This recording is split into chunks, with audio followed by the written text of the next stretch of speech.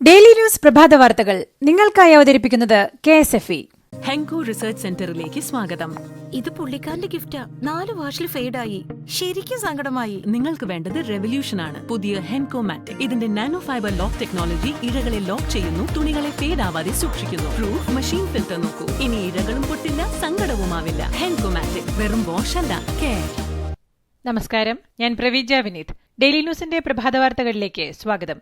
ഇന്ന് നവംബർ 27 വെള്ളിയാഴ്ച. ഒരു രാജ്യം ഒരു തെരഞ്ഞെടുപ്പ് എന്നത് രാജ്യത്തിന്റെ ആവശ്യമാണെന്ന് പ്രധാനമന്ത്രി നരേന്ദ്രമോദി. രാജ്യത്തിന്റെ വികസന പ്രവർത്തനങ്ങളിൽ ഇടയ്ക്കിടെയുള്ള തെരഞ്ഞെടുപ്പ് വിഘാതം സൃഷ്ടിക്കുന്നുവെന്നും അദ്ദേഹം പറഞ്ഞു. ഭരണഘടനാ ദിനത്തിൽ പ്രിസൈഡിംഗ് ഓഫീസർമാരെ അഭിസംബോധന ചെയ്ത് സംസാരിക്കുകയായിരുന്നു അദ്ദേഹം. മുഖ്യമന്ത്രിയുടെ additional private secretary CM Raveendran ഇന്നും എൻഫോഴ്സ്മെന്റ് ഡയറക്ടറേറ്റിന് മുന്നിൽ ഹാജരാകില്ല. കോവിഡാനന്തര ആരോഗ്യ പ്രശ്നങ്ങളെ തുടർന്ന് ആശുപത്രിയിൽ കഴിയുന്ന അദ്ദേഹത്തെ ഡിസ്ചാർജ് ചെയ്യാത്ത സാഹചര്യത്തിലാണിത്. കളമശ്ശേരി മെഡിക്കൽ കോളേജിലെ കോവിഡ് രോഗിയുടെ മരണത്തിൽ ആശുപത്രിയുടെ ഭാഗത്ത് വീഴ്ച കണ്ടെത്താനായില്ലെന്ന് പോലീസ് റിപ്പോർട്ട്. കളമശ്ശേരി മെഡിക്കൽ കോളേജിലെ ജീവനക്കാരുടെ അനാസ്ഥ മൂലം കോവിഡ് രോഗികൾ മരിച്ചു എന്നാരോപിക്കുന്ന 3 പരാതികളിലാണ് പോലീസിന്റെ പ്രാഥമിക അന്വേഷണം പൂർത്തിയായത്. രാജ്യവ്യാപകമായി ഉയരുന്ന കർഷക രോഷം തലസ്ഥാനത്ത് ശക്തമാകുന്നു. ഹരിയാനയിലെ 6 സ്ഥലങ്ങളിൽ കർഷകർ പോലീസ് ബാരിക്കേഡുകൾ പിന്നിട്ട് ദില്ലിയിലേക്ക് നീങ്ങുകയാണ്. മറ്റ് സംസ്ഥാനങ്ങളിൽ നിന്നും ദില്ലിയിലേക്കുള്ള 9 വഴികൾ പോലീസ് അടച്ചു. കാർഷിക നിയമങ്ങൾക്കെതിരെ രാജ്യവ്യാപക പ്രതിഷേധം സംഘടിപ്പിക്കുന്ന കർഷകരുടെ പ്രതിനിധികളെ ചർച്ചയ്ക്ക് വിളിച്ച് കേന്ദ്ര കൃഷിവകുപ്പ് മന്ത്രി നരേന്ദ്രസിംഗ് തോമർ. അതേസമയം കർഷകരുമായി ചർച്ച നടത്താൻ കേന്ദ്ര സർക്കാർ നേരത്തെ തയ്യാറായിരുന്നുവെങ്കിൽ ഇപ്പോഴുള്ള സാഹചര്യം ഉണ്ടാവില്ലായിരുന്നുവെന്ന് ശിരോമണി അകാലിദൾ ജനറൽ സെക്രട്ടറി പ്രേംചന്ദ് മാജ്ര പ്രതികരിച്ചു. കേന്ദ്ര സർക്കാരിന്റെ കാർഷിക നിയമങ്ങൾക്കെതിരെ നടക്കുന്ന പ്രക്ഷോഭത്തിൽ പങ്കെടുക്കുന്ന കർഷകർ എത്തുന്നത് ഭക്ഷണ സാധനങ്ങളുമായി. 2.5-3 മാസത്തേക്കുള്ള ഭക്ഷ്യവസ്തുക്കൾ തങ്ങൾ സഞ്ചരിക്കുന്ന ട്രാക്ടറുകളിൽ കരുതിയിട്ടുണ്ടെന്ന് പ്രതിഷേധക്കാർ പറയുന്നു. ഡൽഹിയിലെത്തിയാൽ സമരം എത്ര ദിവസം നീണ്ടാലും അവിടെ തുടരാൻ തയ്യാറായാണ് കർഷകർ എത്തിയിരിക്കുന്നതെന്നാണ് റിപ്പോർട്ടുകൾ. കേരളത്തിൽ ഇന്നലെ 55,996 സാമ്പിളുകൾ പരിശോധിച്ചതിൽ 5,378 പേർക്ക് കോവിഡ്-19 സ്ഥിരീകരിച്ചു. 27 മരണമാണ് കോവിഡ് മൂലമാണെന്ന് സ്ഥിരീകരിച്ചത്. ഇതോടെ ആകെ മരണം 2,148 രോഗം സ്ഥിരീകരിച്ചവരിൽ 76 പേർ സംസ്ഥാനത്തിന് പുറത്തുനിന്നും വന്നവരാണ്. 4,670 പേർക്ക് സമ്പർക്കത്തിലൂടെയാണ് രോഗം ബാധിച്ചത്. 582 പേരുടെ സമ്പർക്ക ഉറവിടം വ്യക്തമല്ല. 50 ആരോഗ്യപ്രവർത്തകർക്കാണ് രോഗം ബാധിച്ചത്. രോഗം സ്ഥിരീകരിച്ച് ചികിത്സയിലായിരുന്ന 5,970 പേരുടെ പരിശോധനാഫലം നെഗറ്റീവായി. ഇതോടെ 64,486 പേരാണ് രോഗം സ്ഥിരീകരിച്ച് ഇനി ചികിത്സയിലുള്ളത്. കോവിഡ് ബാധിച്ചവരുടെ ജില്ല തിരിച്ചുള്ള വിവരങ്ങൾ: മലപ്പുറം 719, കോഴിക്കോട് 686, തൃശൂർ 573, എറണാകുളം 472, തിരുവനന്തപുരം 457, കോട്ടയം 425, കൊല്ലം 397, പാലക്കാട് 376, ആലപ്പുഴ 347, ഇടുക്കി 256, കണ്ണൂർ 226, പത്തനംതിട്ട 207, വയനാട് 151, കാസർഗോഡ് 86. സംസ്ഥാനത്ത് ഇന്നലെ 5 പുതിയ ഹോട്ട്സ്പോട്ടുകൾ. 6 പ്രദേശങ്ങളെ ഹോട്ട്സ്പോട്ടിൽ നിന്നും ഒഴിവാക്കി. ഇതോടെ സംസ്ഥാനത്താകെ 545 ഹോട്ട്സ്പോട്ടുകൾ. KB ഗണേഷ് കുമാർ MLAയുടെ മുൻ ഓഫീസ് സെക്രട്ടറി പ്രദീപ് കുമാർ ചോദ്യങ്ങളോടൊന്നും സഹകരിക്കുന്നില്ലെന്ന് പോലീസ്. ആരുടെ നിർദ്ദേശപ്രകാരമാണ് കാസർഗോഡ് എത്തിയത്? ഭീഷണി കോൾ വിളിക്കാൻ ഉപയോഗിച്ച സിം കാർഡ്, ഫോൺ തുടങ്ങിയവ എവിടെ എന്നീ ചോദ്യങ്ങൾക്കൊന്നും പ്രതി മറുപടി പറഞ്ഞില്ലെന്ന് പോലീസ്. വേട്ടക്കാരെ മാറ്റി നിർത്തിയാവണം ഇരയുടെ രോദനം കേൾക്കേണ്ടതെന്ന് നടൻ ഷമ്മി തിലകൻ. താരസംഘടനയായ അമ്മയുടെ എക്സിക്യൂട്ടീവ് അംഗങ്ങളായ ബാബുരാജിനെയും ടിനി ടോമിനെയും ഫേസ്ബുക്കിൽ ടാഗ് ചെയ്തുകൊണ്ടാണ് ഷമ്മിയുടെ പോസ്റ്റ്. ഈ രാക്ഷസ കൊതുകുകൾ ഇത് എപ്പോൾ എത്ര വരുമെന്ന് ആർക്കറിയാം? അതിനാൽ അവതരിപ്പിക്കുന്നു മാക്സോജീനിയസ് ഓട്ടോമാറ്റിക് മെഷീൻ. ഇത് കൊതുകുകൾ സാധാരണ വരാറുള്ള സമയമനുസരിച്ച് അറ്റാക്ക് അല്ലെങ്കിൽ പ്രൊട്ടക്ട് മോഡിൽ ഓട്ടോമാറ്റിക്കലി ഷിഫ്റ്റ് ആയിക്കൊണ്ടിരിക്കുന്നു. അതായത് ലിക്വിഡ് വേസ്റ്റ് ആകുന്നില്ല. ഇനി ഇടയ്ക്കിടയ്ക്ക് എഴുന്നേറ്റ് നോ മോഡ് ചേഞ്ച്. ഇന്ത്യ വിശ്രമിച്ചോളൂ. Maxo Genius automatic intelligent protection. തെക്കേ ഇന്ത്യൻ സംസ്ഥാനങ്ങളിൽ കനത്ത നാശം വിതച്ച് നിവാർ ചുഴലിക്കാറ്റ്. തമിഴ്നാട്ടിൽ മാത്രം 5 പേരാണ് ചുഴലിക്കാറ്റിനെ തുടർന്നുണ്ടായ അപകടങ്ങളിൽ മരിച്ചത്. സംസ്ഥാനത്ത് വ്യാപകമായി കൃഷിനാശമുണ്ടായി. നിവാർ ചുഴലിക്കാറ്റിനെ തുടർന്ന് തമിഴ്നാട്ടിൽ നിരവധി വീടുകൾ തകർന്നു. ലക്ഷക്കണക്കിന് പേരെ മാറ്റിപ്പാർപ്പിച്ചതിനാൽ ആളപായം കുറയ്ക്കാൻ സാധിച്ചു. ചുഴലിക്കാറ്റിന്റെ തീവ്രത കുറഞ്ഞതോടെ വിമാന ട്രെയിൻ സർവീസുകൾ പുനരാരംഭിച്ചു. കർഷക പ്രതിഷേധത്തിന്റെ പശ്ചാത്തലത്തിൽ പഞ്ചാബ് മുഖ്യമന്ത്രിക്കെതിരെ രൂക്ഷ വിമർശനവുമായി ഹരിയാന മുഖ്യമന്ത്രി മനോഹർ ലാൽ ഖട്ടാർ. ജനങ്ങളുടെ ജീവൻ കൊണ്ട് കളിക്കരുത്. കോവിഡ് മഹാമാരിയുടെ കാലത്തെങ്കിലും വില കുറഞ്ഞ രാഷ്ട്രീയ കളികൾ അവസാനിപ്പിക്കണമെന്ന് മനോഹർ ലാൽ ഖട്ടാർ. സ്കൂൾ തുറക്കാൻ നിലവിൽ ആലോചനകളൊന്നുമില്ലെന്ന് ഡൽഹി ആരോഗ്യമന്ത്രി സത്യേന്ദർ ജെയിൻ. വാക്സിൻ താമസിയാതെ എല്ലാവർക്കും ലഭ്യമാകും. കാര്യങ്ങൾ എത്രത്തോളം നിയന്ത്രണത്തിലാവുമെന്ന് ഉറപ്പില്ലാത്തതിനാൽ ഡൽഹിയിലെ സ്കൂളുകൾ തൽക്കാലം തുറക്കില്ലെന്ന് സത്യേന്ദർ ജെയിൻ. ഹൈദരാബാദ് മുനിസിപ്പൽ തെരഞ്ഞെടുപ്പിന് പ്രചാരണം നടത്താൻ പ്രധാനമന്ത്രി നരേന്ദ്രമോദിയെ വെല്ലുവിളിച്ച് അസദുദ്ദീൻ ഒവൈസി. ഹൈദരാബാദ് മുനിസിപ്പൽ തെരഞ്ഞെടുപ്പിന് മുന്നോടിയായി മോദിയുടെ യോഗം വിളിച്ചാൽ എത്ര പേർ ജയിക്കുമെന്ന് നേരിട്ട് കാണാമെന്നും ഒവൈസി പരിഹസിച്ചു.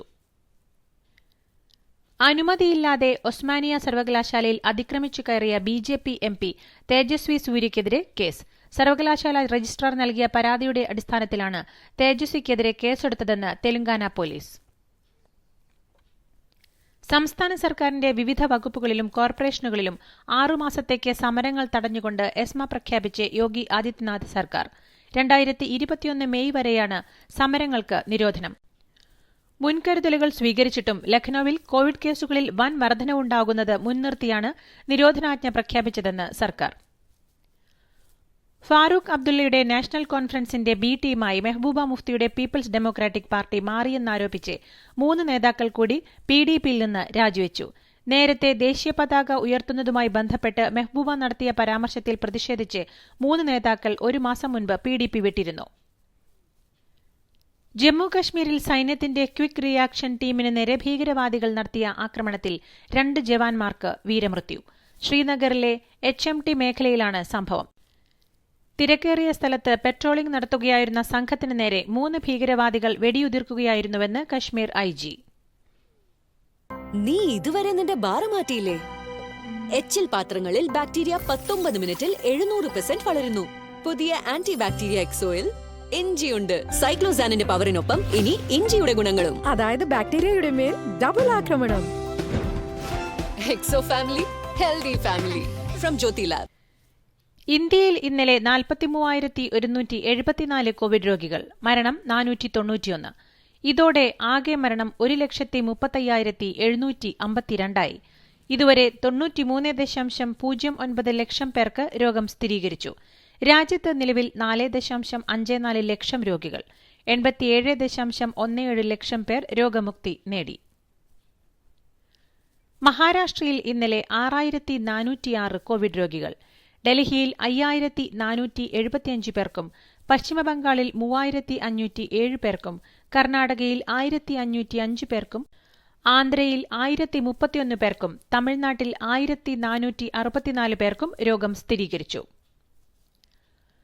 ആഗോളതലത്തിൽ 5,29,800 കോവിഡ് രോഗികൾ. മരണം 10,808. അമേരിക്കയിൽ 1,04,653 പേർക്കും ബ്രസീലിൽ 37,672 പേർക്കും റഷ്യയിൽ 25,487 പേർക്കും ഇറ്റലിയിൽ 29,003 പേർക്കും രോഗം ബാധിച്ചു.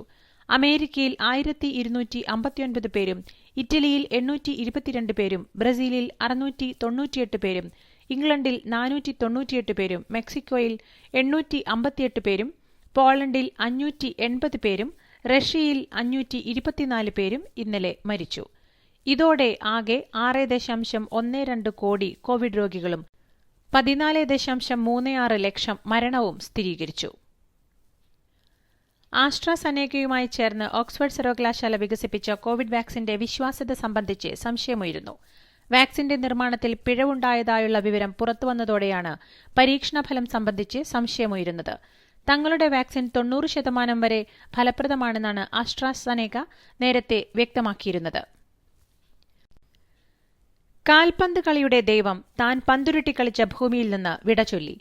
ഫുട്ബോൾ ഇതിഹാസം ഡീഗോ മറഡോണയുടെ സംസ്കാരം ബ്യൂണസ് ഐറിസിലെ കാസ റൊസാഡ കൊട്ടാരത്തിൽ. അർജന്റീന പ്രസിഡന്റിന്റെ ഓഫീസും ഔദ്യോഗിക വസതിയുമാണ് കാസ റൊസാഡ. 10,000ങ്ങളാണ് പ്രിയ താരത്തിന് അന്തിമോപചാരം അർപ്പിക്കാനെത്തിയത്. എല്ലാ ഔദ്യോഗിക ബഹുമതികളോടും കൂടിയാണ് സംസ്കാര ചടങ്ങുകൾ നടത്തിയതെന്ന് അർജന്റീന സർക്കാർ. ഫുട്ബോൾ ഇതിഹാസത്തിന്റെ വിയോഗം തന്നെ ദുഃഖത്തിലാഴ്ത്തിയെന്ന് 1986 ലോകകപ്പിലെ ഇംഗ്ലണ്ടിന്റെ ഗോൾ കീപ്പറായിരുന്ന പീറ്റർ ഷിൽട്ടർ. എങ്കിലും അന്നത്തെ ആ കളിക്ക് ഇന്നും മാപ്പു നൽകാൻ ഒരുക്കമല്ലെന്ന് ദൈവത്തിന്റെ കൈ എന്ന പേരിൽ പ്രശസ്തമായ ഗോളിനെ പരാമർശിച്ച് ഷിൽട്ടൺ വ്യക്തമാക്കി. ISLൽ കേരള ബ്ലാസ്റ്റേഴ്സിന്റെ ജയത്തെ തടഞ്ഞ് 2-2 എന്ന സമനിലയിൽ തളച്ച് നോർത്ത് ഈസ്റ്റ് യുണൈറ്റഡ്. മത്സരത്തിൽ ബ്ലാസ്റ്റേഴ്സ് 1-2 ഗോളുകൾക്ക് മുന്നിട്ട് നിൽക്കുമ്പോഴാണ് 90-ാം മിനിറ്റിൽ ഇന്ദ്രിസ സൈല നേടിയ ഗോളിലൂടെ ബ്ലാസ്റ്റേഴ്സിനെതിരെ നോർത്ത് ഈസ്റ്റ് സമനില പിടിച്ചത്. ന്യൂസിലാൻഡ് പര്യടനത്തിനെത്തിയ പാക് ക്രിക്കറ്റ് ടീമിലെ 6 കളിക്കാർക്ക് കോവിഡ്-19 സ്ഥിരീകരിച്ചു. കോവിഡ് സ്ഥിരീകരിച്ച കളിക്കാരെ ക്രൈസ്റ്റ് ചർച്ചിലെ ഐസൊലേഷൻ കേന്ദ്രത്തിലേക്ക് മാറ്റി.